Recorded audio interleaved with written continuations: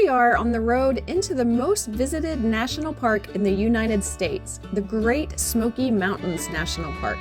They had a record of more than 14 million visitors in 2021.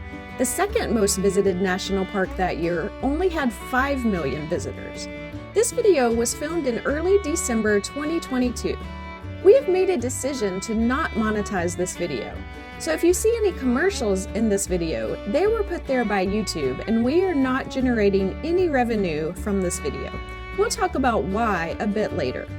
The road into this park was beautiful with rapids rushing by us as we drove.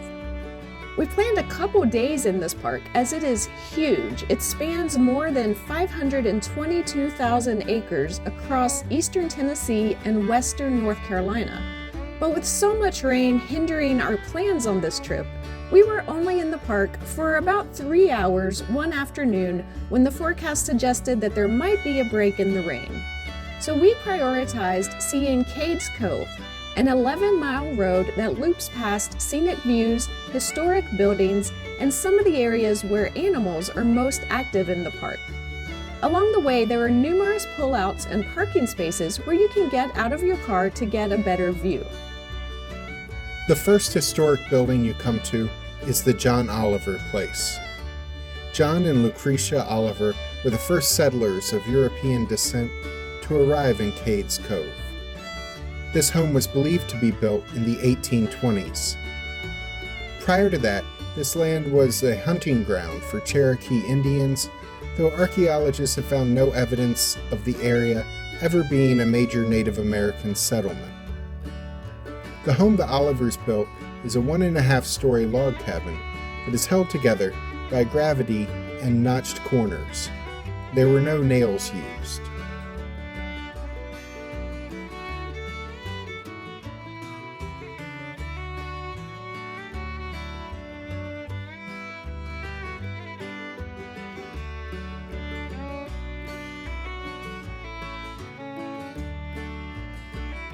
After each historical stop, you hop back in your car and continue down the road.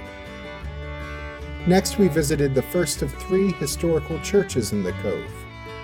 This was Cades Cove Primitive Baptist Church. This was a conservative flavor of Baptist, where the word primitive means original. The church was organized in 1827, but this building wasn't built until 1887. The church shut down during the Civil War because this church supported the Union, but they were surrounded in the cove by supporters of the Confederacy. After the preacher was run out of town by Confederates, it was decided it wasn't safe to continue meeting together until the war ended. The church closed in the 1960s, years after the national park it sits in was established. Church services and weddings are held here occasionally today. The church cemetery is behind the building. It includes the grave of the first citizens of Cades Cove, John Oliver and his wife Lucretia. As we got back in the car, we encountered a traffic jam as people stopped to get a view of the wildlife. They were looking at this deer. This is the best footage that we could get of it. You're supposed to use one of the pull-out spaces if you want to stop and look at animals or check out the views, but sometimes animals appear where there are not a sufficient number of pull-outs for those wanting to see. Deer are the only animals that we saw during our visit, but at some points of the year, it is common to see black bears in the cove. There are about a dozen other animals that you might see as well. We drove past the Methodist church built in 1902. Sorry, Methodist, there just wasn't time to see everything as we knew rain was on its way. We did stop at Missionary Baptist Church, which split from the Primitive Baptist Church. But like the Primitive Baptist Church, this church was pro-Union and stopped meeting during the Civil War due to threats from Confederates in the area. When the church reopened after the war, Confederate sympathizers were not invited back. There's a cemetery on the grounds here, as there are at the other 2 churches in Cades Cove.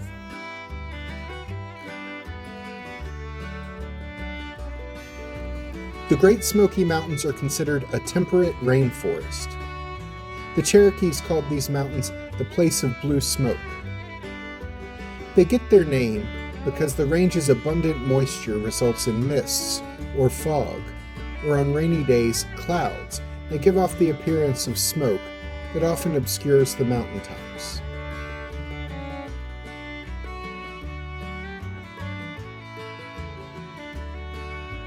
Along the way, there are some places you can park if you want to get out and enjoy the cove's hiking trails.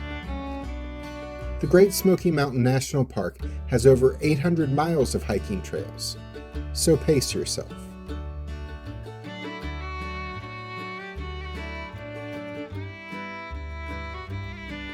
It should go without saying, but if you do see a bear, deer, or other animal in the park, you should stay at least 50 yards away.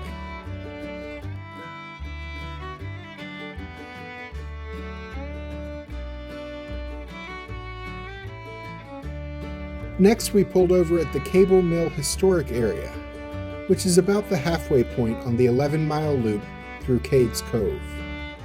It has a number of historic buildings, as well as a visitor center and public restrooms.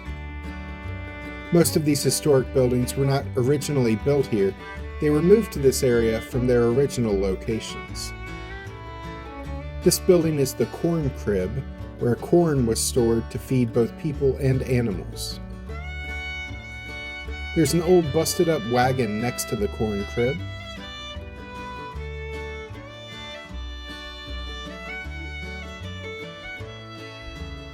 This next building was a drive-through barn.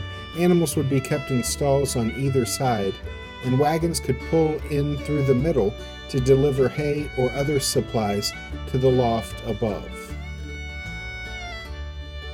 This is the Gregg Cable House, built down the road a ways from where it currently stands back in 1879. There was some signage in the house with information about the home and those who once lived in it.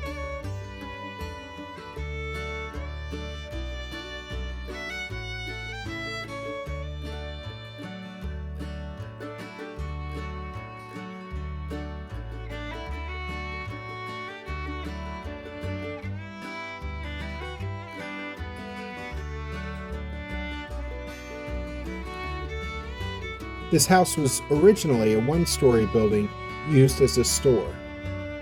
A second floor was added when it later became a home.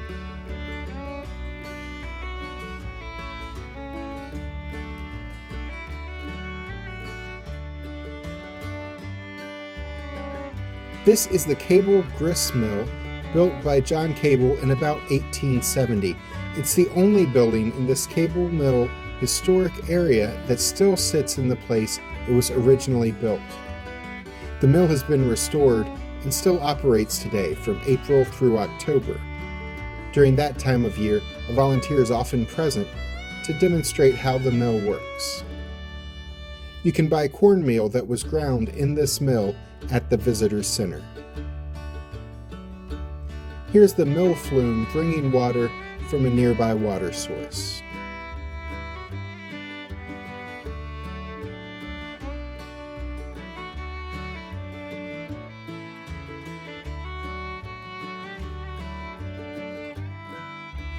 And here's another barn where farm equipment was stored. The area also has a smokehouse and a recreation of a blacksmith shop that you can check out.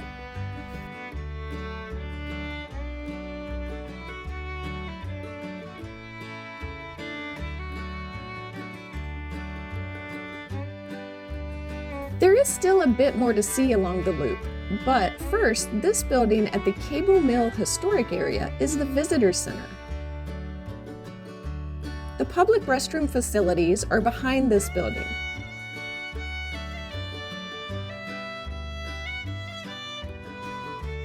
Inside the Visitor Center is a gift shop with lots of Great Smoky Mountain National Park merchandise, including this sweater, which I purchased in addition to a tote bag.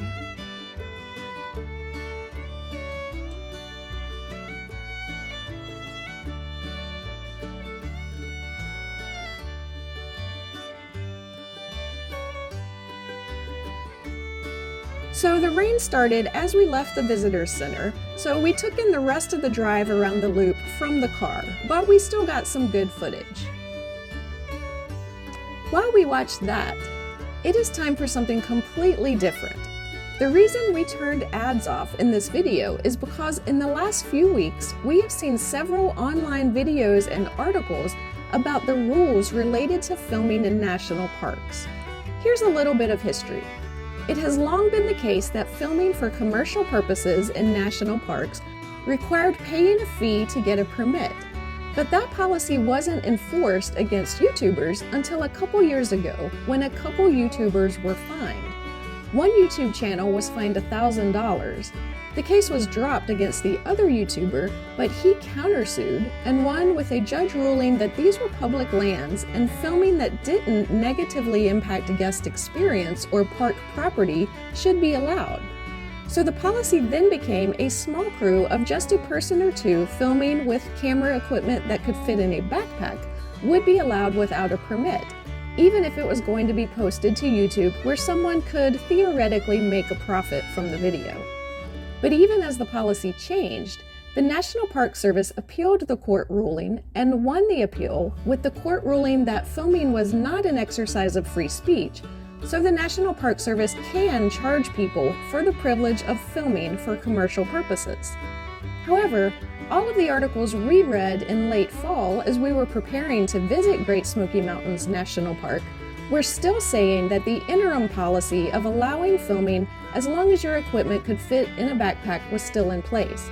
But just in the last 3 to 4 weeks, we started hearing that the policy was changing back to any filming for commercial purposes would need a permit, and the rules now specifically mention filming for YouTube and TikTok as also needing a permit.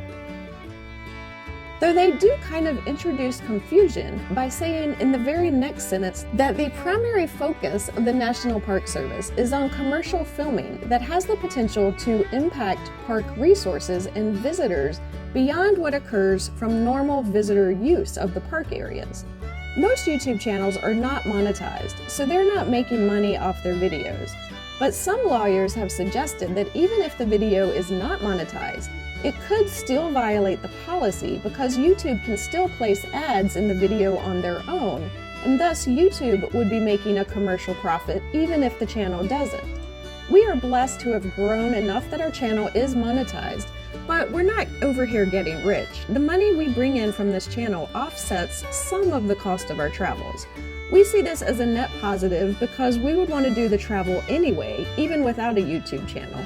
So being able to recoup some of the cost of our travel through the channel is a big help. But we aren't turning a profit. We're still spending more on travel than we are making from these videos. We hear the non-refundable application cost to apply for a commercial filming permit can run to $200 to $300, and there is a chance that you won't even be approved for the permit. It does appear to be the case that after the cost of the permit, we won't have to pay a location fee since we would just be 1 or 2 people filming with one camera. But that makes this whole thing even sillier. Their location fee of $0 after we pay the application fee is an admission that the kind of filming that we do in no way interferes with the day-to-day operations of the park. We aren't bringing in actors and set pieces and a truckload of camera equipment and production workers and setting up catering tables. We're just 2 people walking through the park while I film on my phone, like most everyone else who visits the park is doing.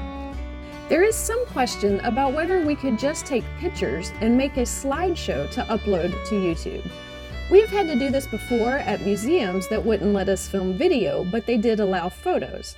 The policy seems to indicate they never charge fees for still photography, even for commercial purposes, as long as it doesn't interfere with other people's enjoyment of the park.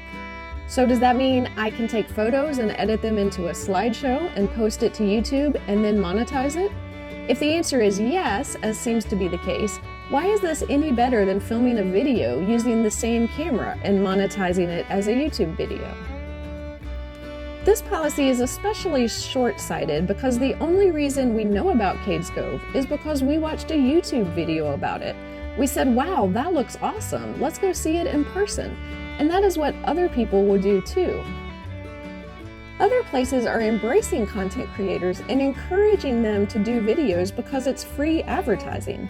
But these parks, although they are financed through our taxes, are telling people to potentially pay hundreds of dollars so they can get a cut of the video filmed on our public lands.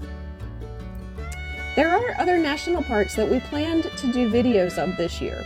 We plan to call those parks, as filming application fees vary by park, and discuss what we would like to do and ask what the fees would be. If they're reasonable, then we plan to pay any associated fees and go film. If they're not reasonable, then our days of making videos at national parks have likely come to an end until the policy is changed. Okay, rant over. Cades Cove inside the Great Smoky Mountain National Park is beautiful. You should really go see it. I'm Alice. And I'm Jack. Thanks for watching.